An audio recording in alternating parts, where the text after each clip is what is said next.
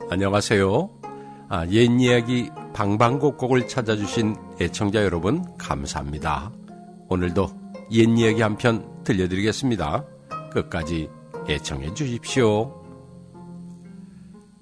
명종 11년 평산의 들판은 피로 물들었다. 관군의 포위망이 사방에서 좁혀들고 있었다. 임꺽정이 이끄는 도적패는 숫자에서 밀렸고 진영은 순식간에 무너졌다. 동료들의 비명이 터져나왔다. 칼과 칼이 부딪히는 소리, 말발굽 소리, 그리고 죽음의 냄새가 전장을 뒤엎었다. 임꺽정은 이를 악물고 칼을 휘둘렀다. 하지만 적은 끝없이 몰려왔고 아군은 이미 혼란에 빠져 있었다. 참모 서림이 다급하게 외쳤다. 두령! 더 이상은 안 됩니다! 주변을 둘러보니 진영은 완전히 무너져 있었다. 흩어져라! 각자 살 길을 찾아라! 임꺽정의 명령이 떨어지자 도적패는 뿔뿔이 흩어졌다. 그도 홀로 말을 몰고 산속으로 향했다. 관군의 추적은 집요했다. 화살이 귓가를 스치고 함성이 등 뒤에서 점점 가까워졌다. 산속 깊이 들어가 말에서 내렸다. 가시덤불을 헤치고 계곡을 건너며 도망쳤다.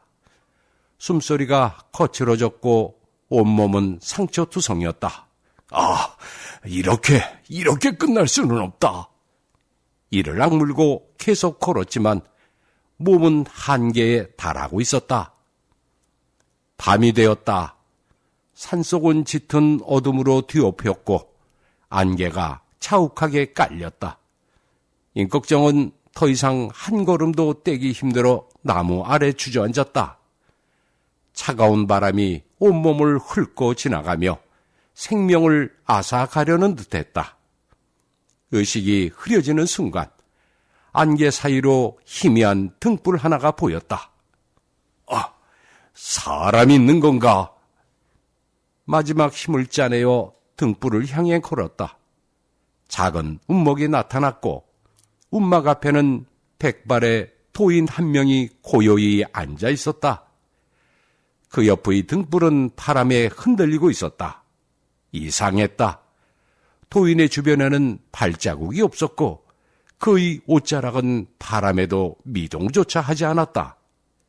도인은 천천히 고개를 들어 임꺽정을 보았다.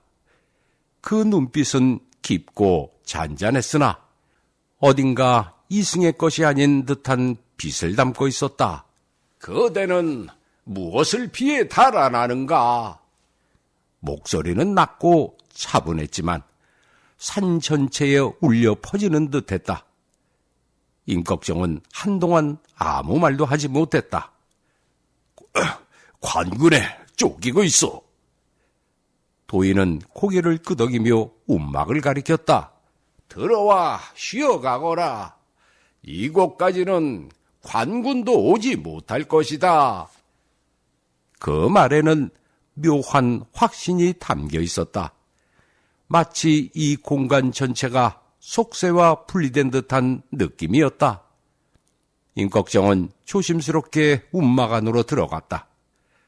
도인은 묵묵히 차를 따라 내밀었다.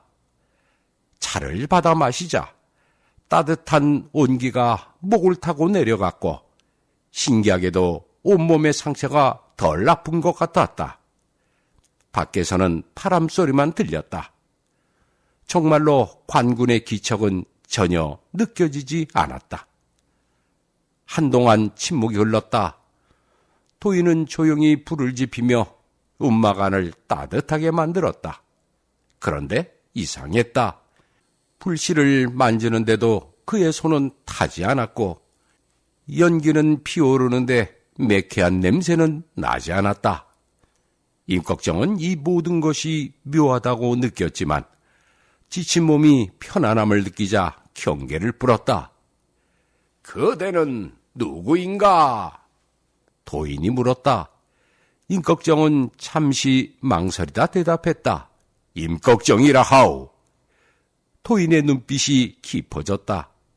마치 이미 모든 것을 알고 있다는 듯한 표정이었다. 하하하하. 아, 세상을 떠들썩하게 만든 그 임꺽정이로구나. 도인은 차를 한 모금 마시고 천천히 물었다.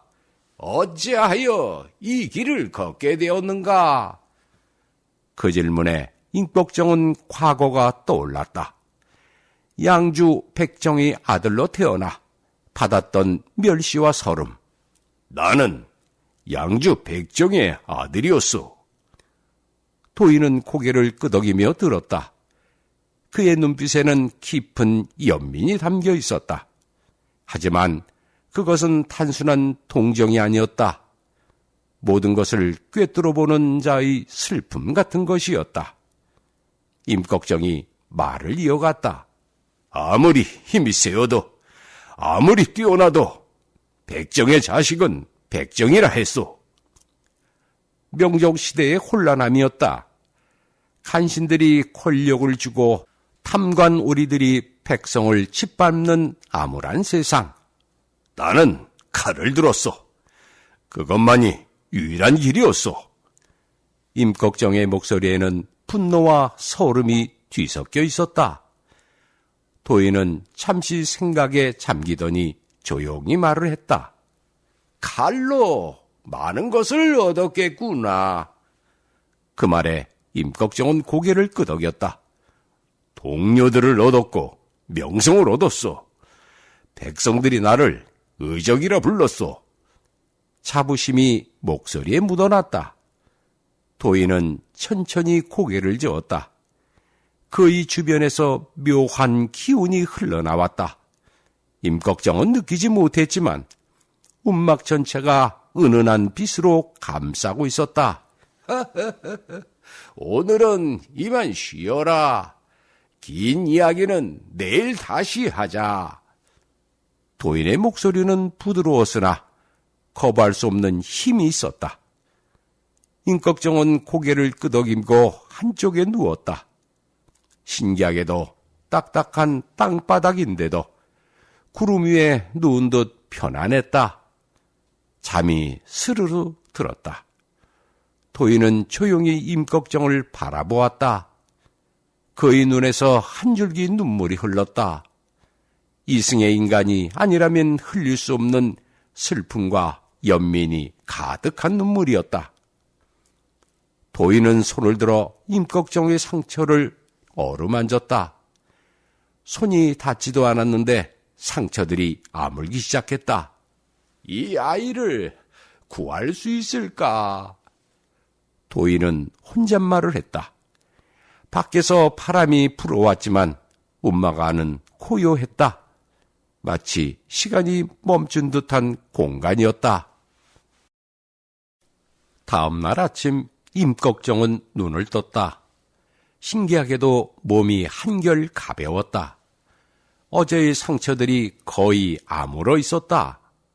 꿈이었을까 싶었지만 도인은 움막 밖에서 물을 떠오고 있었다. 그래, 잘 쉬었는가?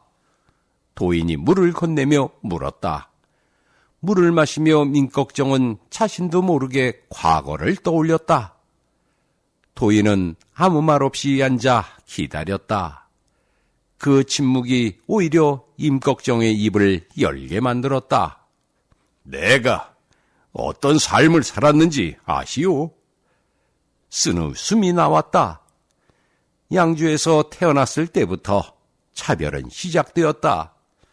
아버지는 백정이었고 그 굴레는 평생을 따라다녔다. 마을 아이들은 그를 피했다. 저 애는 백정의 자식이야. 가까이 가지 마. 학당에도 갈 수 없었다. 백정의 자식은 그를 배울 자격이 없다고 했다. 임꺽정은 어려서부터 힘이 셌다. 5살에 10살 아이를 이겼고 10살에는 어른과 맘먹었다. 사람들은 그를 걱정이다라고 불렀다. 걱정할 것이 없을 만큼 힘이 세다는 뜻이었다. 그것이 훗날 걱정이 되었다. 하지만 그 힘이 무슨 소용이 있으랴. 아무리 힘이 세어도 백정은 백정이었다. 15살 때 장터에서 양반 자제들에게 둘러싸였다. 그들은 침을 뱉으며 놀려댔다. 백정의 새끼가 사람 흉내를 내네. 임꺽정은 참았다. 아버지가 그러라고 했으니까. 하지만 그날 그 자제 하나가 어머니를 욕했다. 임꺽정은 그를 때렸다. 그 일로 아버지가 관아로 끌려갔다. 백정 주제에 양반을 때렸다는 죄목이었다. 관아마당에서 곤장 20대를 맞았다. 아버지는 그날 밤 피를 토했다. 등짝의 살이 찢어지고 뼈가 드러났다. 의원을 부를 돈도 없었고 백정을 제대로 봐주는 의원도 없었다. 사흘 후 아버지는 돌아가셨다. 어머니는 그 충격으로 식음을 전폐했다. 아버지 무덤 앞에서 밤낮으로 울었다. 한 달이 지나자 몸이 쇠약해졌고 결국 한이 맺혀 따라 돌아가셨다. 임꺽정은 하루아침에 고아가 되었다. 그는 관아로 갔다. 아버지를 죽인 아전들에게 따지러 간 것이었다. 하지만 문지기가 막았고 임꺽정은 그를 밀쳤다. 아전들이 몰려왔지만 임꺽정은 그들을 때려 눕혔다. 그때 깨달았다. 힘으로는 이길 수 있지만 법으로는 이길 수 없다는 것을. 포졸들이 달려오자 산으로 도망쳤다. 그리고 몇 해를 떠돌다 같은 처지의 사람들을 만났다.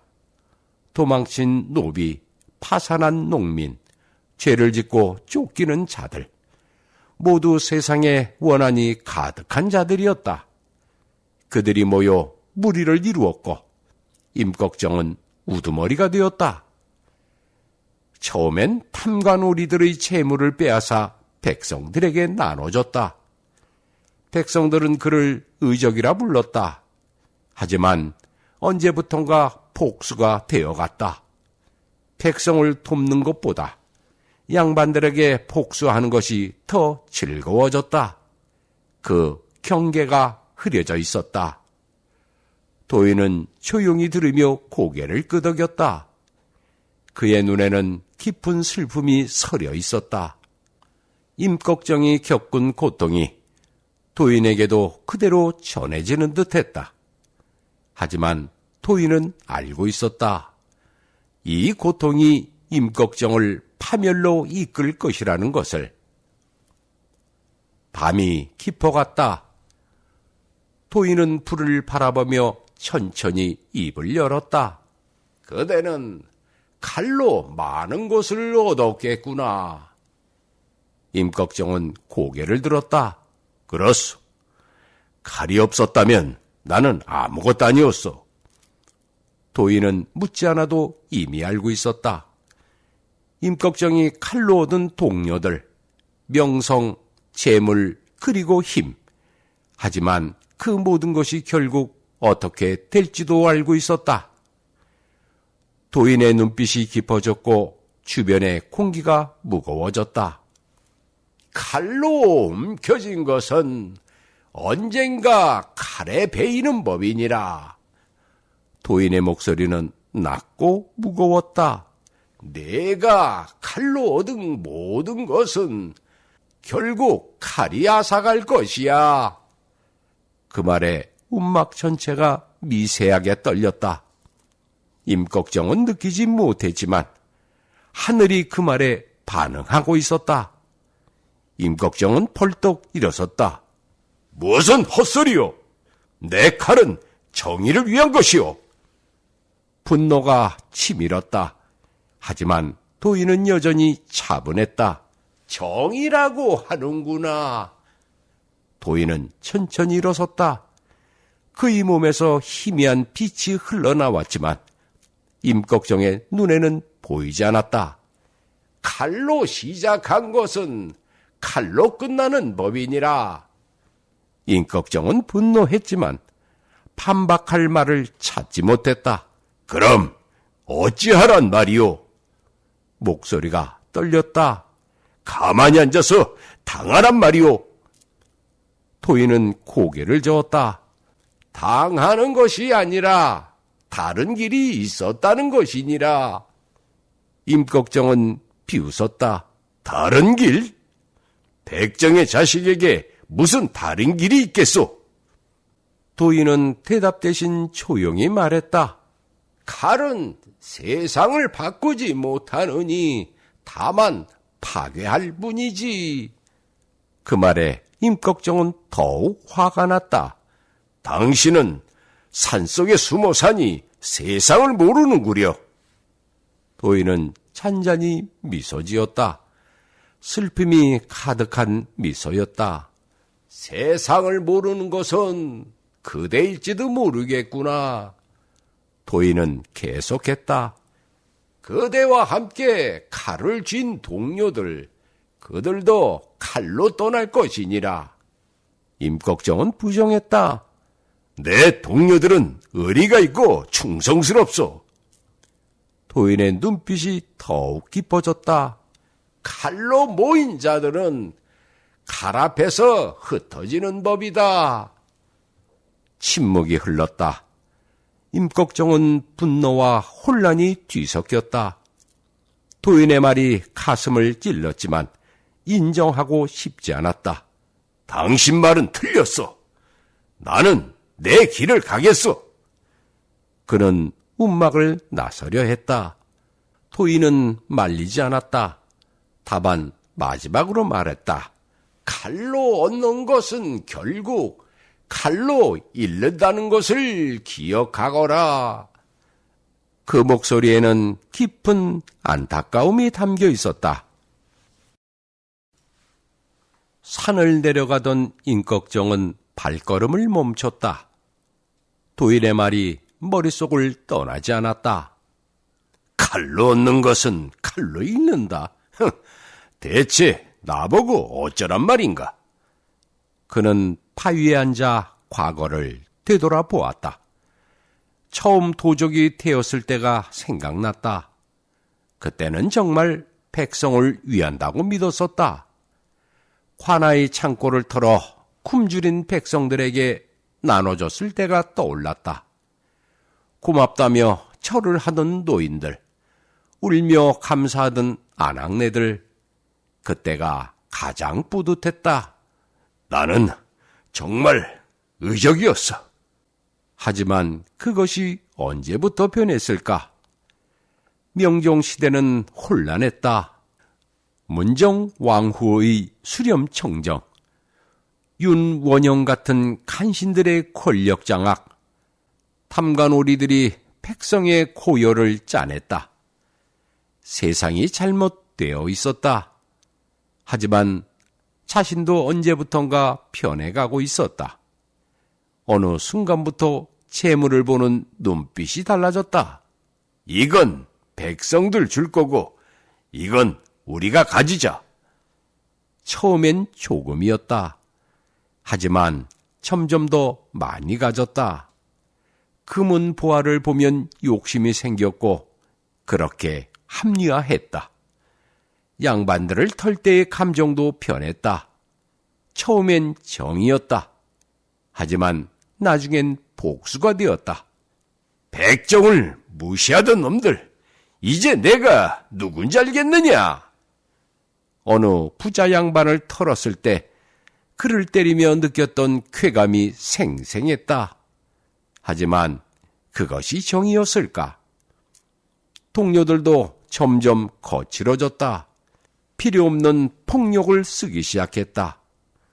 어느 관아를 털 때 한 아전이 칼에 맞아 죽었다. 그 아전은 탐관오리가 아니었다. 그냥 하급 관리였고 가족을 먹여 살리기 위해 일하던 평범한 사람이었다. 아, 이게 정의인가? 스스로에게 물었지만 답은 없었다. 세력이 커지면서 새로 들어오는 자들은 정의 따윈 관심 없었다. 돈 때문에 힘을 쓸 곳이 필요해서 온 자들이 대부분이었다.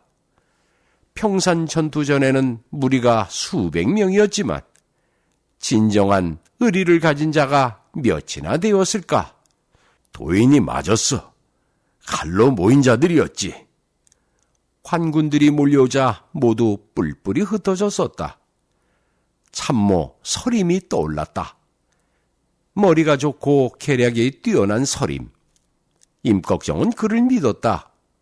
하지만 도인의 말이 떠올랐다. 칼로 모인 자들은 칼 앞에서 흩어진다. 서림도 칼로 모인 자였다. 평산에서 패배했을 때 서림은 어디에 있었을까? 불안이 스쳤다. 혹시 서림도 도망친 것은 아닐까? 아니야. 서림은 다르다. 스스로를 다독였지만 확신이 서지 않았다. 임꺽정은 일어섰다. 나는 다시 세력을 모을 것이다. 이번에는 제대로 할 것이다. 진짜 의족으로 돌아갈 거야. 그렇게 다짐했지만 발걸음은 무거웠다. 도인의 말이 가슴 깊이 박혀 있었다. 산길은 어둡고 험했다. 앞이 보이지 않았다. 마치 자신의 앞날처럼 임꺽정은 천천히 산을 내려갔다. 도인의 움막은 점점 멀어졌다.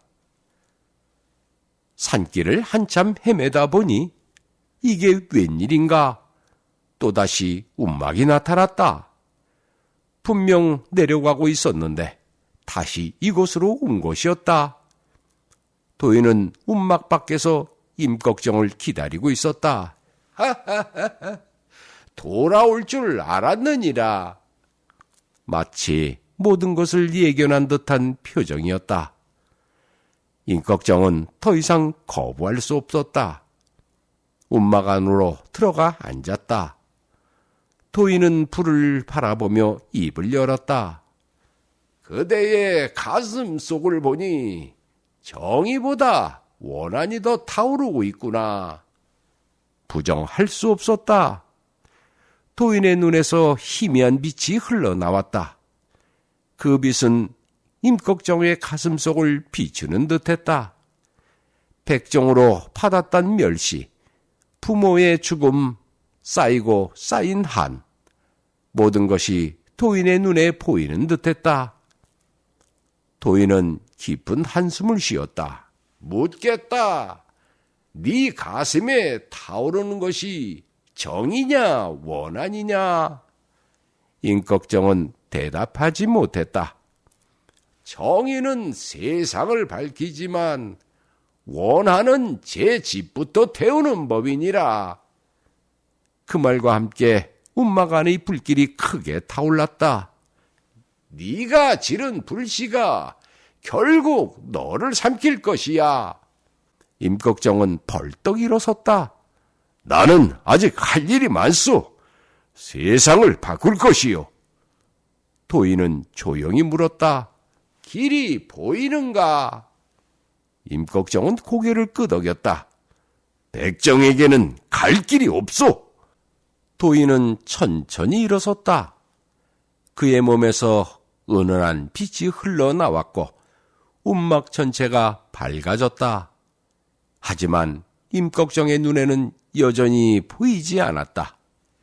길이 없는 것이 아니라 네가 길을 보지 못하는 것이다. 도인은 임꺽정의 허리에 찬 칼을 가리켰다. 손에 쥔 칼이 네 눈을 가리고 있기 때문이니라.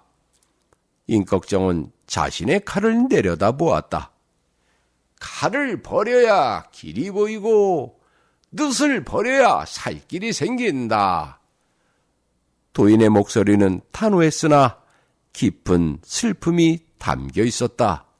말도 안 되는 소리! 임꺽정은 칼을 움켜쥐었다. 칼을 버리면 나도 죽소! 도인은 안타까운 눈빛으로 바라보았다. 그 칼이 그대를 지켜주는 것이 아니라 그대를 가두고 있는 것이니라. 임꺽정은 이해할 수 없었다. 아니요, 난 내 길을 가겠소. 움막을 나섰다. 도인은 그의 뒷모습을 바라보며 마지막으로 말했다. 칼로 얻는 것은 칼로 잃고 원한의 불은 제 집을 태우며 칼을 놓지 못하면 길을 잃는다. 그 말과 함께 도인은 눈을 굳게 감았다. 움막 주변의 나무들이 고개를 숙였고 바람도 슬픈 소리를 냈다. 하지만 임꺽정은 그 모든 것을 느끼지 못한 채 안개 속으로 사라졌다. 도인은 한숨을 쉬었다. 아직 깨달지 못하는구나. 하늘을 올려다보았다. 별들이 슬프게 빛나고 있었다. 도인은 혼잣말을 했다. 그대가 깨달을 때는 이미 늦었을 것이거늘. 몇 달이 흘렀다. 임꺽정은 흩어진 무리를 다시 모았고 황해도 서운 근처에 은신처를 마련했다. 예전만큼은 아니었지만 50여 명의 세력을 갖추었다. 참모 서림도 찾아왔고 둘은 다시 손을 잡았다. 하지만 임꺽정의 마음 한편에는 도인의 말이 계속 맴돌았다. 서림은 새로운 계획을 가져왔다. 서운 관아가 허술하고 큰 재물이 있다는 것이었다. 계획은 완벽해 보였다. 임꺽정은 한 번 물었다. 서림, 너는 나를 배신하지 않겠지? 서림은 놀란 표정으로 손을 가슴에 얹었다. 두령, 저는 형님께 목숨을 바친 몸입니다. 진심처럼 보였다. 임꺽정은 도인의 말을 떨쳐내기로 했다. 준비는 차근차근 진행되었다. 보름 후 그날 밤이 되었다. 달은 구름에 가려 어두웠다. 50여 명의 무리가 서웅으로 향했다. 서림이 앞장섰고 임꺽정은 그를 따랐다. 산길을 타고 계곡을 건너 서흥이 보였다. 마을은 이상하리만큼 고요했다. 관아에 가까워지자 불안이 엄습했다. 바로 그때 사방에서 함성이 터져나왔다. 도적들이다! 잡아라! 횃불이 일제히 켜지며 관군이 사방에서 몰려들었다. 완전한 매복이었다. 임꺽정은 서림을 찾았지만 그는 보이지 않았다. 칼과 칼이 부딪혔고 동료들이 하나둘 쓰러졌다. 포위망은 점점 좁혀들었다. 그때 관군 속에서 서림이 보였다. 관군 옆에 서 있었다. 서림, 너! 가슴이 무너지는 느낌이었다. 서림은 고개를 숙였다. 미안하오, 두령. 도인의 말이 천둥처럼 머릿속에 울렸다. 칼로 모인 자들은 칼 앞에서 흩어진다. 모든 것이 애연대로였다. 황군의 장수가 항복을 요구했지만 임꺽정은 칼을 들었다. 마지막 싸움이 시작되었다. 하지만 적은 너무 많았고 동료들은 거의 다 쓰러졌다. 임꺽정도 온몸이 상처투성이가 되었다. 힘이 빠져나갔다. 관군이 사방에서 활을 겨눴다. 쏴라! 화살이 비팔졌다. 그 순간 임꺽정은 도인의 얼굴을 떠올렸다. 삶 속 움막, 그 차분한 목소리, 그리고 슬픈 눈빛. 도사님, 당신이 옳았소. 화살이 몸을 관통했다. 첫 번째는 어깨를, 두 번째는 허벅지를, 세 번째는 등을 뚫었다. 화살은 멈추지 않았다. 임꺽정은 고슴도치처럼 화살에 뒤덮인 채 땅바닥에 쓰러졌다. 피가 흘러내렸고 의식이 흐려졌다.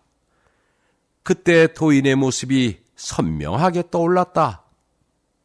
움막의 등불, 그 따뜻한 차, 그리고 예언. 칼로 얻는 것은 칼로 잃는다. 도인의 목소리가 들리는 것 같았다. 임꺽정은 피를 토하며 중얼거렸다. 내가 칼로 쥔 것은. 동료들이 떠올랐다. 함께 웃고 술을 마시던 얼굴들, 의리를 맹세하던 순간들.